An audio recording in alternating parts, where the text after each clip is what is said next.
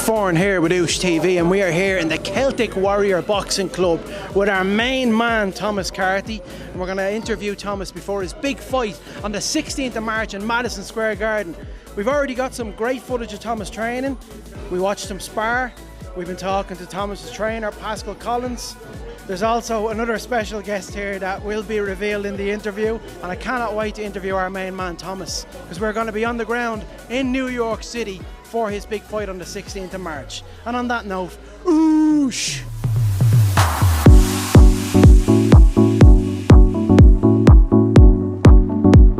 Al Foreign here with Oosh TV, and I'm here with an Oosh sponsored athlete, our main man, Mr. Thomas Carty.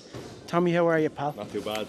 Good to see you, bud. Good to see you. Always good to see you. The last time I was in this gym was 2016 with Spike, and I think we did a little funny video here in 2016. It was for a little fella who had scoliosis.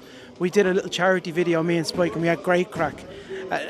There's a lot of history in this gym, isn't there? It's nearly 10 years in the difference. Yeah, massive history in this gym. A lot of great fighters come through the doors here. It's you see all the photos everywhere.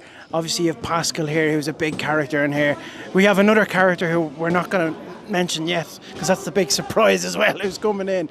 But just the history of this gym, I said it in the intro video, it is the very personification of Irish boxing walking in here, isn't it? Yeah, absolutely, 100%. Anybody in Irish boxing knows the Celtic Warrior gym, you know what I mean? Knows the people involved here in the gym, and salt of the earth people. I love this gym. It's mad. When I was turning pro, you know, me and my dad were talking, where would we go, where would I turn pro, and we were seeing that people were driving all over the country to come to Celtic Warrior gym. It's 10 minutes up the road from me, do you know what I mean? So it was a gift, an absolute gift. Listen, talk to me about New York. You know, essentially, you know, we look at the last the homecoming fights, especially on the two Katie Taylor cards, and that was a big thing for you in the Tree Arena. But this is also a big deal too, because New York essentially is like a home away from home for a lot of Irish people, and to be fighting in Madison Square Garden on this card, it's a big thing for you, and it's a big thing for your family as well. You were saying that before. You've got an army coming over. The Carty army are coming over. 100%. It's massive. I remember turning pro and having a conversation saying I'd be happy if I never boxed anywhere outside of Dublin. I'd be pretty okay with that. Now look, you know, half my career has been in the UK. I fought in Brussels, I fought Gibraltar, fought 3 times at the Tree Arena, and now we're fighting MSG, which is, it's hard to really believe, to be completely honest. Now I was overcome when it first happened and it was first confirmed. I was overcome that we were going to MSG, but now it's just about getting the job done. I'll enjoy it afterwards. Absolutely. We were over in Riyadh for the Tyson Fury Usyk fight, and we wanted to ask, you know, the questions. We wanted to ask the tough questions to the likes of Gareth A. Davies, Eddie Hearn, and Johnny Fisher himself. Look, this is a fight that you want. Obviously, you've got to focus on Dajuan Calloway on the 16th of March. But from an Ireland versus England point of view, from an atmospheric point of view, Thomas Carty versus Johnny Fisher, that's a big fight. That's a big fight. That's a great fight. That's a great fight, and a fight I've been, you know, trying to make, and a fight that I want. And let's see. It's boxing is changing, and boxing is crazy at the moment. And if enough people want to see the fight happens. So it's the fight I want. It's the fight I'm sure Johnny wants as well. You know, absolutely. I'm sure Johnny wants. I seen an interview saying he'd fight me and Dillian in the same night. That was previous to his last performance. So Gareth A. Davies has you winning that fight, by the way. Most people that know their stuff would have me winning the fight. Anybody who watches TikTok too much would have Johnny Fisher winning that fight, you know what I mean? TikTok reels don't win fights. So that's it. It divides public opinion, and that's what makes for a great fight and a great build-up. Yeah. Listen, I'm in this sport, nothing personal. I love what Johnny's doing and what the family's doing. Great people.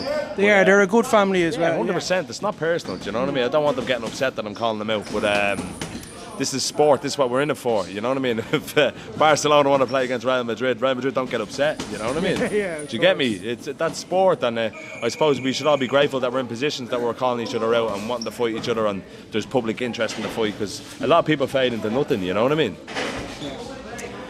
And I seen a couple of weeks ago you met with Frank Warren. Obviously, I don't know. You can't obviously divulge the details of that meeting, but you had a chat with Frank Warren, and you know that does kind of point to, in the near future, you know, potentially there could be another 5v5 in Riyadh, and I think that the perfect match there is you know, potentially Thomas Carty in the Queensbury stable going up against Johnny Fisher in the Matchroom stable. It works that way, doesn't it? It looks like you know the stars are aligning to you know it could be easily made. 5v5, Queensbury versus Matchroom, Fisher versus Carty, Carty versus Fisher. Could be huge. Could be absolutely huge. And I think even in terms of all the Saudi cards are massive. I think even in Saudi, that's a massive main event fight. That's huge. Tell us as well. You've recently joined Oosh, and we're Oosh TV, and yourself and Kiefer Crosby were at Oosh HQ having a bit of fun with the likes of Michael and all the crew there. How has that been for you the last couple of weeks? They're great to deal with, obviously. Obviously, we're going to say nice things about the Oosh people, but how has that been the last few weeks? You know, I met the guys at Oosh briefly. I had a coffee with them. I had seen them about the place previous to that. You know, I've seen a couple of the events that they were running, and they're working with people that I know, and they're doing great things. They're doing really, really great things, and seem to be building an awful lot of momentum. And Michael is very passionate about boxing. Very passionate. Yeah, I wasn't really, you know, when I met the guys initially, I wasn't too sure. Michael was telling me he's a big boxing fan, and I kind of knowledge checked him a little bit, and he knows his stuff. Yeah, he passed the test. He knows his stuff, and he loves his boxing. And I'm very, very grateful to have someone like Michael behind me, and the guys at Oosh behind me in my career, especially now at this point. It's very important, and they couldn't be more helpful, to be completely honest. Very, very grateful for the guys at Oosh. Just tell us as well, we were watching you training and we watched you sparring as well, and we were sitting there with Paschal.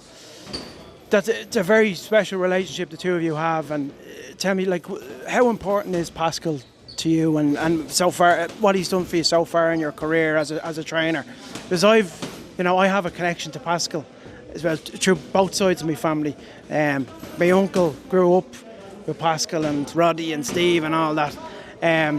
I just feel as if, you know, there's a nice dynamic there between the two of you. Yeah, me and Paschal, we have a very special relationship.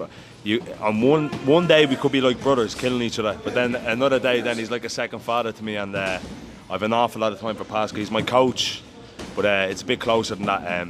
Paschal really, really cares and looks out for the greater good for me, you know what I mean? An awful lot of coaches in boxing I can see are financially motivated. Paschal's not at all, not at all, and I can tell he really cares and he guides me in the right way, and you know, it's reciprocated because I have an awful lot of time for Paschal. You know, I have an awful lot of time and respect for Paschal, so I'm really happy we have such a great relationship, and it's clear to see we spend an awful lot of time together. You know, there's a lot of fighters in this gym, but me and Paschal spend an awful lot of time together, and we wouldn't spend so much time together if we didn't get along, you know what I mean? We get along like a house on fire. But then the next day we're killing each other, I'd be mad to say. But that's a good thing. That's a very good thing. Well, the thing is, I've never had this before. A good story about Paschal. Me and Paschal had a bit of a bust up one day in the gym. And I let things ruminate, and they go on for weeks sometimes and annoying each other. And he said this and she said that. We had a fight on a Monday, and he was sitting here on this couch the next day when I came up to train on the Tuesday. He says, "You're not getting in the gym until we sort this out." And I said, I was in the humour of just being angry at him for about a week. That's how I was going to do. But he said, "No, you're not getting any further past this chair until we sort this out. Say what you have to say. I'll say what we have to say and we'll sort it out." And since then, I said, "You know what, Paschal's a good guy. He's switched on up there." And nothing but respect for him. You know where you stand with Paschal. Well, I think anyone who walks in here, like, he's standing right there and he makes you feel at home when you come in here. You know, you'd have the chats with him, you have the crack with him. And that's a great thing, to walk into it, you know. A lot of people walk into gyms in general and they feel intimidated. But Paschal doesn't. He creates kind of a homely kind of atmosphere for anyone who walks in here. We wouldn't have anybody in here, collectively wouldn't have anybody in here that would be, create a weird atmosphere or an off atmosphere. Everybody here is here because we allowed them to be, you know what I mean? And Paschal wants them here. If he didn't want you here, you're not here, you know what I mean? It's not necessarily open to the public here. You know, he creates a really nice atmosphere, and that's why people love it. You know, people here training here all their lives. So March 16th, just give us a preview of what happens in that fight, you and Dajuan Calloway. Is that Dajuan Calloway? Give me a preview of what happens in that fight. New York, Madison Square Garden. Thomas, the Carty party arrives in the Big Apple. 100%. Listen, this is my 11th fight, yeah? Each time I've gotten better. Each time I've trained harder. For this fight, I didn't think it was possible to go up as many gears as I've gone up, yeah? So I don't even know what level I'm going to be on for this fight, but I know it's going to be better than my last 10 fights, last 10 performances, and I'm really, really excited for this one. People are going to see a really special performance, and I think it's going to be a real statement to the rest of the division that, you know, there's a guy over here in Ireland training out Celtic Warriors gym that means business, and that he's not just here to make up the numbers, and he's here to make a real impact. And I want to fight March 16, make a statement in New York, and I want to move on then, get a fight in Saudi before the end of the year. Wherever we go, we'll make noise for you, Thomas. That's what we're going to do as well. We did it in December. We'll do it again, 100%. I really appreciate that, because there's not too many of us here that are really trying to, you know, break the barriers, and, you know, there is no other Irish heavyweight I'm competing with here. I'm trying my best to create my own path, and everybody that makes noise, for any Irish fighter I respect, because we're outnumbered 10 to 1. But look at us, you know, we have so many good fighters coming from this island, and we're all really trying our best, and it's hard to make way. So I really appreciate any support we can get, so thank you all. No problem at all. Listen, Thomas Carty, always a pleasure speaking to you, an absolute gentleman, and we're backing you the whole way, brother, we really are. Roll on Paddy's weekend, Al. Roll on. Listen, we got to do this. This is the signature into the camera. So on 3, 2, 1. Oosh!